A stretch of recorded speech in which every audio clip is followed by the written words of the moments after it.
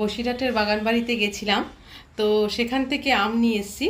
দেখুন এখানে আম নিয়ে নিয়েছি। এই আম দিয়ে জামাই ষষ্ঠী স্পেশাল ম্যাঙ্গো চিজ কেক আজকে বানাবো। তো আমগুলো তো ভীষণই সুন্দর, আর আমের সিজনে তো আমের বিভিন্ন আইটেম খুবই ভালো লাগে খেতে।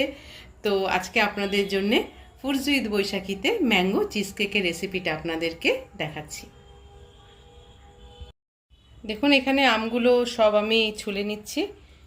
এই আমটা ছুলছি, দেখুন এখানে ছোলা আছে। তো এইভাবে সব আমগুলোকে আমি স্লাইস করে নিয়েছি। স্লাইস করার পরে এবার এই ম্যাঙ্গোটাকে আমি মিক্সিতে পেস্ট করে ম্যাঙ্গো পিউরি বানাবো। তো ম্যাঙ্গো চিজ কেক করতে প্রথমে আমি এখানে দেখুন ডাইজেস্টিভ বিস্কুট নিয়েছি, যেখানে আমি 7টা ডাইজেস্টিভ বিস্কিট নিয়েছি। এটাকে আমি মিক্সিতে ডাস্ট করে নেব। মিক্সিতে ডাস্ট করে নিয়েছি, এইভাবে ফাইন ডাস্ট করে নিয়েছি। এবার এর মধ্যে আমি মেল্টেড বাটার দিয়ে দেব। মেল্টেড বাটার দিয়ে এটা মেখে নেব। খুব ভালো করে মাখতে হবে। বিস্কিটটা মেল্টেড বাটার দিয়ে মেখে আমি প্রথম যে ম্যাঙ্গো চিজ কেকের বেসটা আমি এবার করে নেব।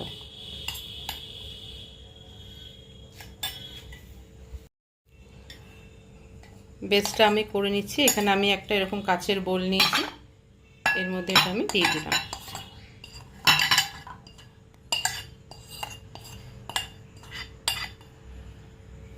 দিয়ে কিন্তু খুব ভালো করে চেপে দিতে হবে।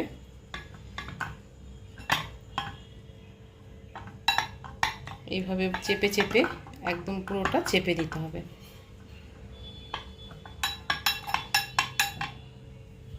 দেখুন এইভাবে চেপে চেপে আমি পুরো সেট করে নিয়েছি। এবার আমি ফ্রিজে 15-20 মিনিটের মতো রেখে দেবো সেটিংসের জন্য। তো ম্যাঙ্গো চিজ কেকের একটা বেস তো আমি করেছি, যেটা বিস্কিটের গুঁড়ো দিয়ে করেছি। এবার আরেকটা লেয়ার হবে, যেখানে দেখুন এখানে আমি পনির নিয়ে নিয়েছি।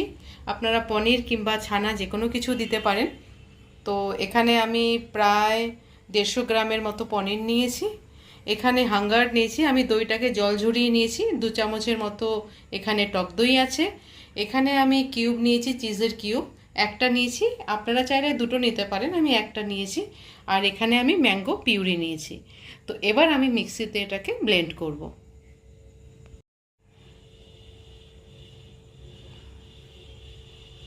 পনিরটা দিয়ে দিলাম, মিক্সির জারে পনির দিয়ে দিচ্ছি, টক দই দিয়ে দিচ্ছি। টক দই কিন্তু অবশ্যই জল ঝরিয়ে নেবেন। কিউবটা দিয়ে দিলাম চিজে। আর এখানে আমি চিনি দিয়ে দিচ্ছি। চিনিটা তখন দেখাইনি, আমি যেহেতু আম মিষ্টি আছে, মিষ্টি অনুযায়ী চিনি দেবেন। আমি এখানে ছোট টিস্পুনের 3 চামচ চিনি দিয়ে দিলাম। এবার এটাকে আমি মিক্সিতে ব্লেন্ড করে নেব।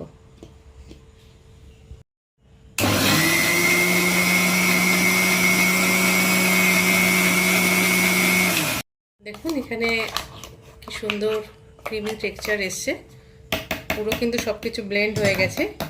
এবার আমি এর মধ্যে ম্যাঙ্গো পিউরিটা দিয়ে আরেকবার ঘুরিয়ে নেব মেশিনটা। এটা দিয়ে আরেকবার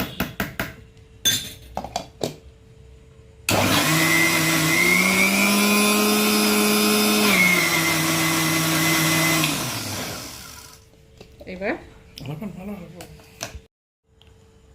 তো দেখুন এখানে আমি প্রায় 20-25 মিনিট মতো আমি ঢুকিয়েছিলাম ফ্রিজে। তো বেসটা আমার এটা অনেকটাই শক্ত হয়ে গেছে। এবার আমি এর মধ্যে এই কিউবটা দিয়ে দেব। কিউবটা দিয়ে আস্তে আস্তে সাজিয়ে দেব। আমের এরকম ছোট ছোট টুকরো করে কেটে নিয়েছিলাম। এইভাবে দিলে খুব ভালো লাগে যখন মুখে এক একটা আমের টুকরো পড়ে। প্রথমে আমের এই লেয়ারটা দিলাম। লেয়ারটা দেওয়ার পরে তারপরে যেই চিজ দিয়ে আমি যে পেস্ট করেছি তারপরে ওটা আমি দিয়ে দেব। এটায় দেখুন কালারটাও ভীষণ সুন্দর এসছে। এবার এটা দিয়ে দিচ্ছি। এটাকে দিয়ে লেয়ার আমি বানাবো। এইভাবে পুরো ছড়িয়ে দিচ্ছি, পুরো এইভাবে ছড়িয়ে দিতে হবে লেয়ারটাকে, চারিদিকে যাতে সমানভাবে হয় এইভাবে করতে হবে।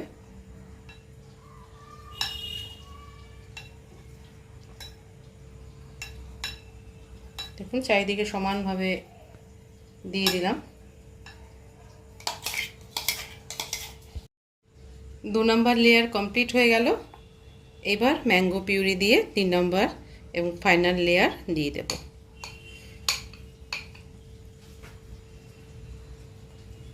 ম্যাঙ্গো লেয়ারটা দিয়ে এটাকেও ঠিক সমান চারিদিকে দিতে হবে, সমানভাবে দেব। এইভাবে দিয়ে এবার আমি এটা ফ্রিজে কিন্তু 1 ঘন্টার মতো সেটিংসের জন্য আমি রেখে দেবো।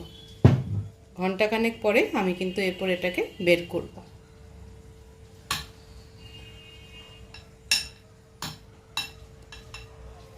দেখুন আমি কিন্তু আর ওপরে ম্যাঙ্গো স্লাইসও দিইনি, কিউবও দিইনি, কেননা অলরেডি ম্যাঙ্গো পিউরি অনেকটাই দিয়েছি।